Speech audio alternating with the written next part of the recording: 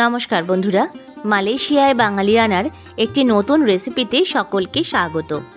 আজ আমি এসেছি মুখরোচক একটি বাঁধাকপির রেসিপি নিয়ে।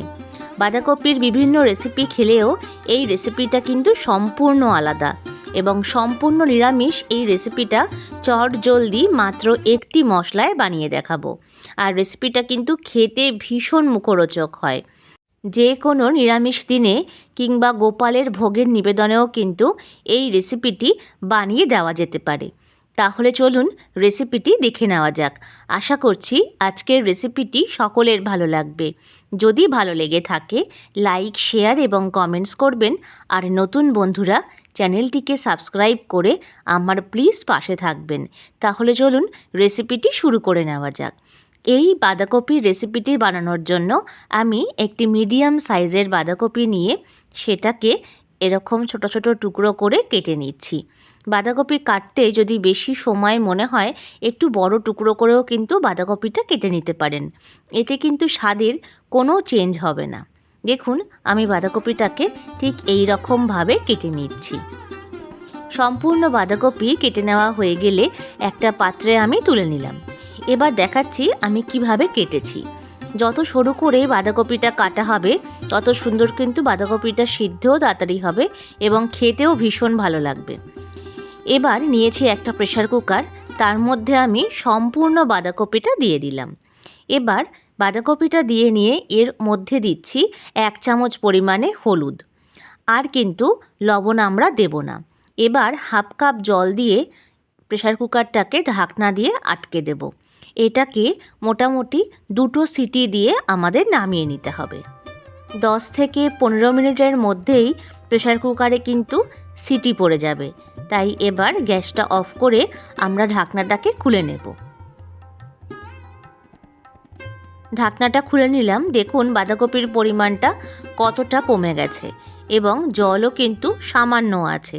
এবার এই জলটাকে ছেঁকে আমরা ফেলে দেব। কড়াই বসিয়ে দিয়ে দিলাম 4 টেবিল চামচ পরিমাণে সর্ষের তেল। তেলটা ভালো করে গরম হলে দিচ্ছি হাফ চামচ পরিমাণে 5 ফোড়ন আর দিচ্ছি একটা শুকনো লঙ্কা ফাটিয়ে। এবার লঙ্কাটা যাতে ভালোভাবে ভাজা হয় সেই দিকে খেয়াল রেখে সুন্দরভাবে ফোড়নটাকে নাড়াচাড়া করে নেব। এখন ব্যবহার করছি কেটে নেওয়া আলু। আমি এখানে 2টো আলুকে একটু বড় টুকরো করে কেটে নিয়েছি। চাইলে এর থেকে ছোট টুকরো করেও কেটে নিতে পারেন। এখন দিচ্ছি 1 চামচ পরিমাণে লবণ। লবণটা আমি একেবারেই ব্যবহার করলাম যাতে পরে আর আমাকে ব্যবহার করতে না হয়। আপনারা আন্দাজ বুঝে লবণটা দিয়ে নেবেন। 1 থেকে 2 মিনিটের মধ্যেই দেখবেন আলুতে বেশ সুন্দরভাবে রং ধরতে শুরু করেছে। ঠিক এই রকম সময় আসলে এর মধ্যে আমি দিচ্ছি 1.5 চামচ পরিমাণে আদা বাটা। এখন কিন্তু আদা বাটার পরিমাণটা এখানে বেশি লাগবে। তারপরে দেব 2টো কাঁচা লঙ্কাকে একটু ভেঙে। এবার আদার সাথে আলু আর কাঁচা লঙ্কাটাকে বেশ ভালোভাবে ভেজে নেব। আদা ভাজতে ভাজতে সামান্য কাঁচা গন্ধটা চলে গেলে তখন এর মধ্যে আমি দিচ্ছি 2টো কেটে রাখা মিডিয়াম সাইজের টমেটোর টুকরো। টমেটোটা একটু বড় টুকরো করে কেটে নিলে ভালো হয়। এবার ঢাকনা দিয়ে ঢেকে দেব এটাকে 1 থেকে 2 মিনিটের জন্য। যতক্ষণ এটা হবে ততক্ষণ একটা মশলা বানাবো। তার জন্য একটা প্লেটে আমি নিয়েছি 1 চামচ পরিমাণে জিরে, 1 চামচ পরিমাণে মৌরি, 1 চামচ পরিমাণে গোটা ধনে, নিয়েছি 10-12টা মতন গোটা গোলমরিচ, আর নিয়েছি শুকনো লঙ্কা 4 থেকে 5টা মতন, আর নিয়েছি 7-8টা মতন এলাচ। এখানে কিন্তু আমি কোনো দারচিনি কিংবা লবঙ্গর ব্যবহার করিনি। এবার কড়াই বসিয়ে এর মধ্যে এই সব কটি উপকরণ দিয়ে দেব। এই মশলাটাকে আমাদের ড্রাই রোস্ট করে নিতে হবে। এই মশলাটা যদি একবার বানিয়ে নেওয়া যায় যে কোনো নিরামিষ রান্নায় কিন্তু এটা ব্যবহার করলে ভীষণ সুন্দর ঘ্রাণ আসে। এবার নাড়াচাড়া করতে করতে এটাকে আমরা সুন্দরভাবে ড্রাই রোস্ট করে নেব। 1 থেকে 2 মিনিটের মধ্যেই দেখবেন মশলাগুলোর রং চেঞ্জ হতে শুরু করে দেবে। আর লঙ্কাগুলো যাতে বেশ ভালোভাবে ভাজা হয় সেই দিকে খেয়াল করবেন। এবার এটাকে ঠান্ডা করে একটা সুন্দরভাবে গুঁড়ো করে নেব। এদিকে ঢাকনা সরিয়ে দেখুন বন্ধুরা টমেটোগুলো কিন্তু বেশ সুন্দরভাবে নরম হয়ে গেছে। এখন সেই মশলার থেকে আমি 1 চামচ মশলা ব্যবহার করলাম। আর এতে দিচ্ছি হাফ চামচ পরিমাণে হলুদের গুঁড়ো, দিচ্ছি 1 চামচেরও কম সামান্য পরিমাণ লাল লঙ্কার গুঁড়ো। যদি ঝাল আপনারা না পছন্দ করেন তবে এখানে লঙ্কার গুঁড়োটা স্কিপও করতে পারেন। এবার সামান্য জল দিয়ে আমরা মশলাটাকে বেশ ভালোভাবে কষিয়ে নেব। 2 থেকে 3 মিনিট মতন মশলাটাকে নাড়াচাড়া করে ভালোভাবে কষিয়ে নিতে হবে, যাতে এর থেকে তেল ছাড়তে শুরু করে।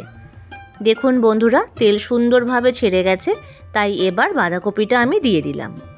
এবার বাঁধাকপি দিয়ে নিয়ে মশলার সাথে বাঁধাকপিটাকে বেশ ভালোভাবে নাড়াচাড়া করে মিলিয়ে মিশিয়ে নেব।